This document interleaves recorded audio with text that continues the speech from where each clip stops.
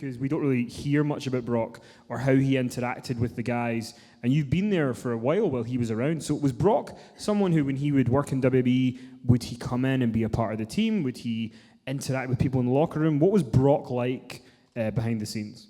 Well, Brock was a strange one because, first of all, he would never really do the live events. And I know you guys mainly see the stuff that's on TV, which is the Raw and SmackDown. But on top of that, we're doing, 4, 5, 6, if we're on tour, live events per week. So the majority of wrestling we actually do, and the majority of time we spend around WWE in the locker room of the guys, is on the non-televised stuff, also known as the house shows. So he really wasn't at any of those, and then even the TV stuff, he'd maybe be there, 10 weeks a year or something like that. So he wouldn't be around very often. So yeah, we didn't spend much time around Brock. When he did get to the arenas, he'd have his own kind of private bus that he would hang out on, and maybe you'd see him like 30 minutes before he went out for his match or went out for his promo segment or whatever. But he didn't really hang around with the guys too much. Sometimes he'd come in and you'd see him in the corridor, shake his hand, hey Brock, how you doing, whatever, and he'd go off into Vince's office or grab catering and go back to his bus. So he really wasn't a member of the locker room in that respect. Always a cool guy, but very much kept himself to himself, and you wouldn't see him often. But there was one incident, and in my entire time on the road, I saw Brock in a gym once. And we were all working out. We were at Gold's Gym somewhere in Texas, and there was a bunch of us there prior to the show. And it's midday, something like that. And we have to be at the arena for 2 o'clock. So we're working out, and our plan is, at about 1:15, we all generally go hit the shower up quickly, put our suits on, get in the car, drive to the building so we can get there for 2 o'clock. So around about 1 o'clock, just as we're all finishing up our workouts, I think I'm there, Heath is there, Justin Gabriel's there, Fandango, Bray Wyatt. There's, like I say, 7 or 8 of just the regular superstars there. And just as we were about finishing up, Brock walks in the gym. And I've never seen him walk in a gym before. And everybody working out in this gym just stops what they're doing. I'm not talking about the wrestlers here, I'm talking about all these other people that are in this packed out Gold's Gym. They just stop what they're doing and they stare at this animal who has just walked in. What is that? And now, obviously in gyms you get a lot of big bodybuilders and steroid guys and tough-looking guys and stuff like that. Nobody has ever seen anything like Brock. And people either knew him because he was in WWE, or they knew him because he was this UFC heavyweight champion, or they were just looking at him like they'd never seen a human being that looked like that before, but everyone was staring at him. But we didn't think too much of it, and we were kind of, oh, hey, Brock, how you doing? And we kind of leave. We head off to the showers. He goes off and starts working out, presumably. So we're finishing up in the changing room. We're all putting our suits and stuff and finishing doing up our shirts. And all of a sudden, Brock walks into the changing room.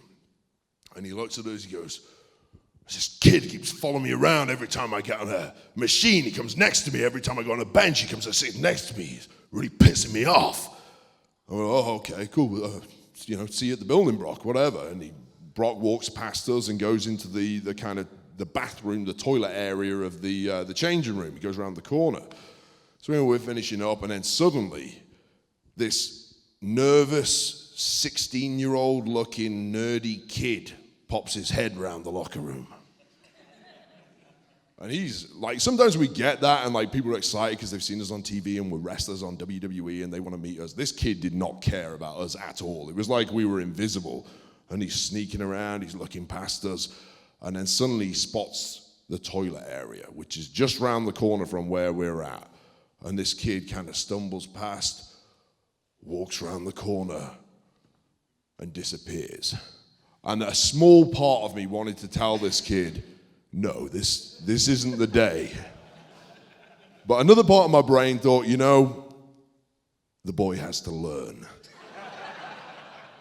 So I didn't say anything. I just looked at Bray Wyatt, and he kind of shrugged his shoulders. We all knew something bad was about to happen, and we were just waiting. We were frozen in time, and suddenly all you hear is, are you trying to see my fucking penis? Followed by this terrified 16-year-old running out of there through the door, never to be seen of again. Now, I kind of guess what happened here was this kid, I mean, nobody intentionally tries to see Brock's penis, but this kid was 16 years old. For him, Superman had just walked in there, and he just wanted to absorb the aura of Brock Lesnar and experience what it was like to be in the same room, and he was just overwhelmed by this monster of a man being around him, and just wanted to be as close as he could to him in some way. But the thing that always makes me laugh about the situation is that Brock, in his anger, are you trying to see my fucking penis? Like, it's like he got really polite at the very end and realized this is just some poor 16-year-old kid. He didn't say, are you trying to see my dick? Or whatever that would come out naturally. Just the fact that he said penis made that story for me. And that subsequently became a quote in the locker room of WWE. So if you're using the bathroom and Bo Dallas walks around like, are you trying to see my penis?